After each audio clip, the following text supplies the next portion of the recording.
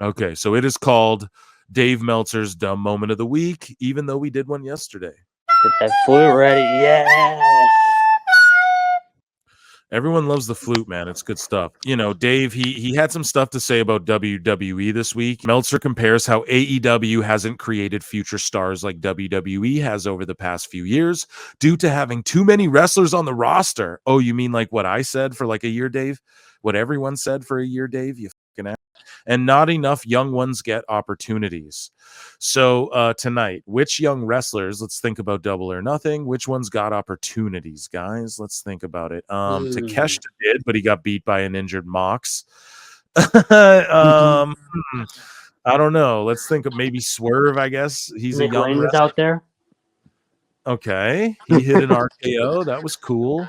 You know, like which young wrestlers really got tossed out. Yeah. So, but he goes on to say there are far too many older wrestlers and not enough young wrestlers. Plus, the young wrestlers are the ones not getting enough ring time to improve and elevate. Yeah, Dave, you think? That's why you do house shows. On the flip side, some of those older wrestlers are performing at an incredibly high level. Like who?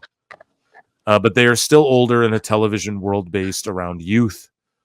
AEW has not had the ability to create a Tiffany Stratton, Braun Breaker, or Trick Williams type that will be new headliners in the mix over the next few years. Yeah. Thank God. This is like a Dave Meltzer smart moment of the week. Yeah, we need the like brass wind instruments. Yeah, dude, we need the brass wind instruments. Ba, ba, ba, ba, ba, ba, ba. You know, because like he's actually coming through here.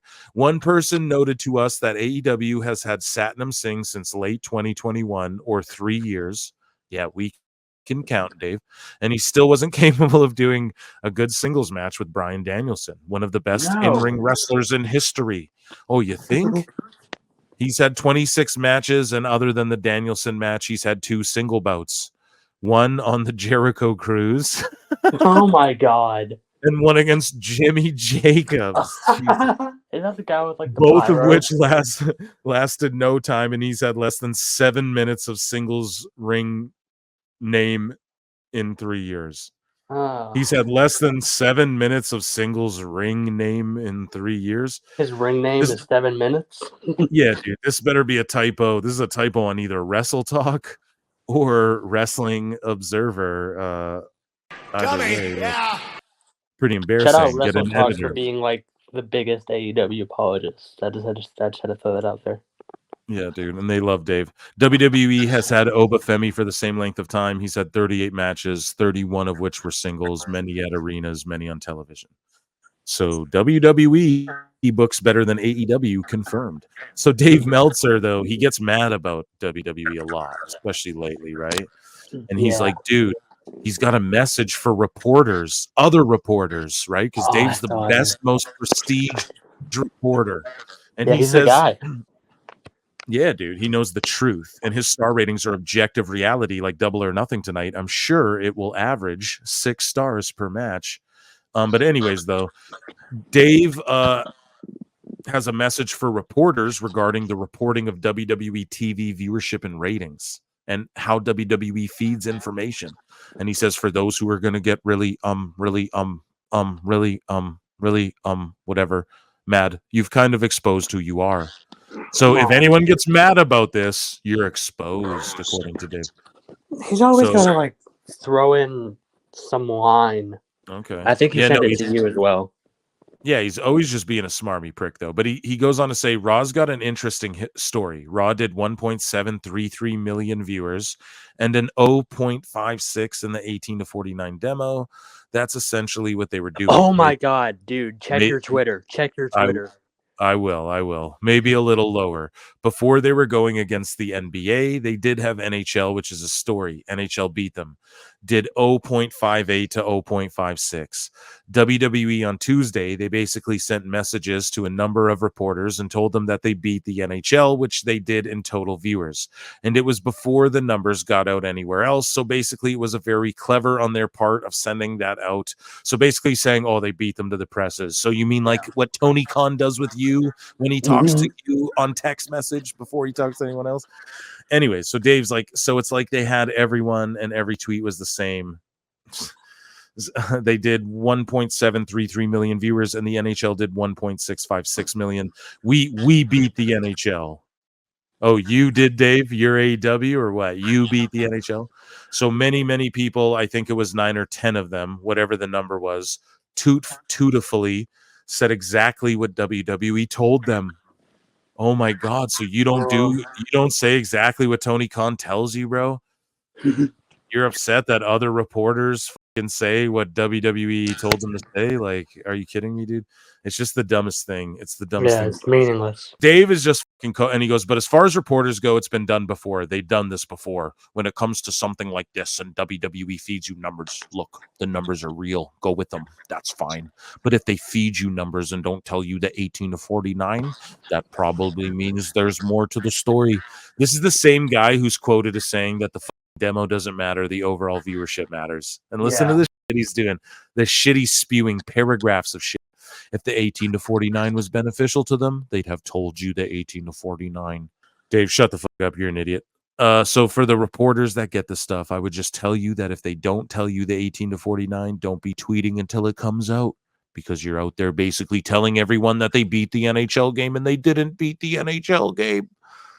Dave, at this point, it's just like, what are you even talking about? Like, I know, it's like, no, but they did beat the NHL game, Dave. No, but they did, though. So that number, you're just trying to say that number's the number that matters. But then when that number sucks for AEW, that number doesn't matter. Yeah. Fucking idiot, man. Because you'll get people who respond to tweets like saying this dumb shit, and you're just like, what? You don't know what the fuck you're talking about. Anyways, he goes, it's a learning experience, and I know, like, he's the grand wizard. Like, yeah, I've dealt with WWE. Trust me. If they feed you information, that's cool. There's nothing wrong with that. They're going to do that, but just make sure that when they feed you incomplete information, you wait for the complete information to come out. Because if you don't, then you're not true to your readership. Dave's talking about people not being true to their readership. Oh, this is why I do this, guys. This is the fucking this guy, man. He's got a problem, man. He's got a real problem. So Dave talks about Marigold and Rossy Ogawa and Stardom. He says, obviously, the Marigold want to get somebody from WWE as a big draw for the Sumo Hall show. This would be Kairi Sane and Io Sky. Well, there you go, dumb fuck. One or the other. Asuka hates Rossy, so there's no chance of that one happening. Well, very little chance. Was it? But it'll be interesting. I saw on the WWE Japan lineup, I thought I saw Asuka on there. I could have been wrong, but there's like a picture. It's all in Japanese, but there's a picture of like 6 wrestlers, and it's 3 males, 3 females, and I believe it's Kairi and Io and Asuka on there next to like Drew, Bobby, and somebody else, I think. Well, if anybody can get Asuka and Rossy to be cool because he was just working for Stardom, then like it's WWE, you know what I mean? Mm-hmm. But anyways, though, he says it'll be interesting to see if WWE allows its talent to work, considering they're supposed to be working together. Yeah, they will, Dave. That's why Julia's working. And she's signed to fucking WWE, dude. They have a deal. So here's at Meltzer says Netflix presents WWE Drive to Survive. So here's a clip. And he's basically talking about the WWE Netflix partnership and some of the ideas that they have for next year, including a lot of ancillary shoulder programming. Mm-hmm. Well, we knew they were going to do that. Including a series akin to the popular F1-focused docuseries. That's WWE Drive to Survive. No. The Netflix show is called Drive to Survive because it's on Formula One racing. It will not be WWE Drive to Survive, I don't think. That would make no sense because it's not unless they're racing cars. And it says a WWE Drive to Survive type reality show is planned to be part of this year. A type of a reality show, but not called Drive to Survive. Drive to Survive. Oh, Time Cop. Survive's the Formula One show. Well, sure, yes, but it's going to be something involving driving. No, it's not. Well, what is it then? You tell me. It's not it's a reality. Drive to Survive is a reality show on Formula One racing that got very popular on Netflix and is the reason that Formula One went from a $5 million deal with ESPN to a $95 million deal on ESPN because ratings went through the roof on Formula One. The Formula One ratings are actually ahead of AEW's. And they're on early morning. Yeah, everything's ahead of AEW's. Dude. That's Simpsons the reruns funniest part of it. They're ahead. It's Formula One. Of course they are, bud. Like, no shit, Sherlock. Because of, So you're telling me these wrestlers aren't racing cars? nothing to do with I cars. couldn't possibly care then. Nothing to do with racing cars. No, What kind of reality show is it's, this? it's going to be like the Ms. and Mrs. I've seen 1,000 of those. And the AEW one, the AEW show, that behind the scenes show. Oh, Yeah, all access, 10 minutes of Tony Khan on Pro Wrestle Clips channel. Dude, what a fucking... Oh, it's not going to be anything like that. Dave, shut the fuck up. You don't know what it's going to be. Drive to no idea. Survive. That's so funny. Shut up, Meltzer. What? Meltzer says that he would have Randy Orton beat Gunther in the King of the Ring. So we already know what happened. But he says, as far as Orton or Gunther, if it was me, I'm putting over Orton. Yeah, Dave, you'd be the worst booker ever in the universe because I think Orton and Cody Rhodes is a big money match. Exactly. And that's why you don't need to have them win the King of the Ring because it's big money without the King of the Ring win. It could just happen anytime. I could see Orton and Cody at SummerSlam. Yeah, you're also dumb. And you're also dumb. And you said it was going to be Roman and John Cena and Saudi, and we'll never forgive you for that shit. Anyways, so ever the last since we saw Gunther, ever since everybody knew Gunther was going to be in it, it was like, oh, he's winning, like immediately, no question. Yeah, dude, it was so obviously what was going to happen there. What got me was the women's one, so much so that I was all hungover on the last live show. I put Io Sky in the fucking thumbnail. She wasn't even in the tournament anymore. I was like, God damn it! It was funny. Anyways, so Dave Meltzer on this quote stupid finish to Jade Cargill versus Nia Jax on WWE SmackDown, even without the botch of the first chair shot not being blocked.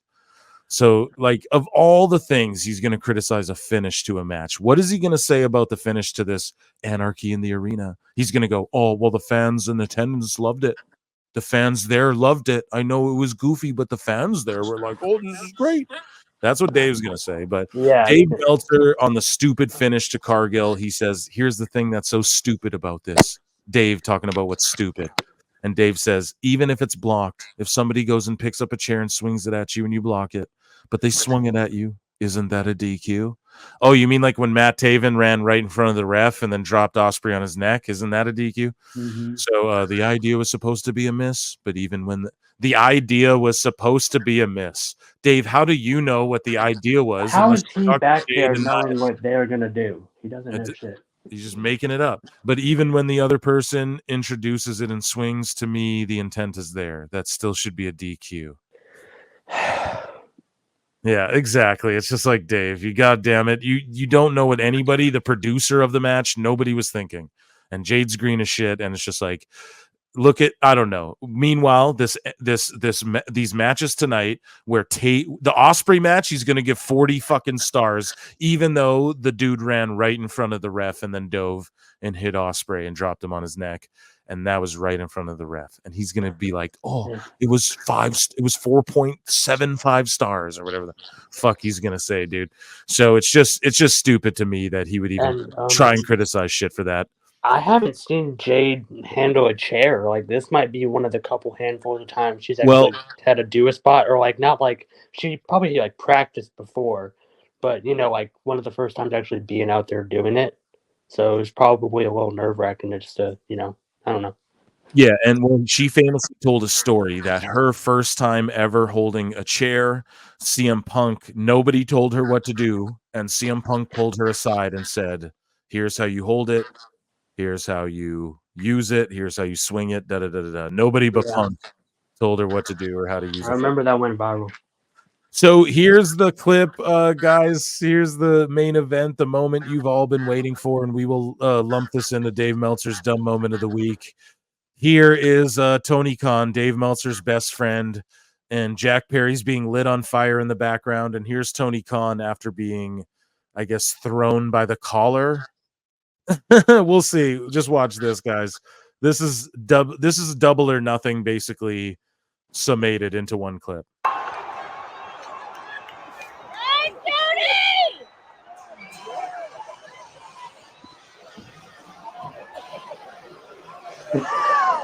So that's where he went, guys. Oh my god.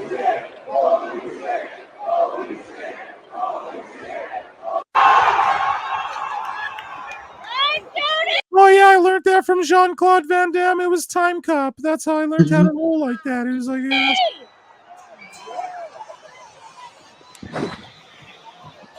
I saw the fire and I was like, oh, duck out. It's crazy that he wasn't involved in the finish when he comes tumbling down the fucking aisle. Like all of a sudden he gets thrown by the collar.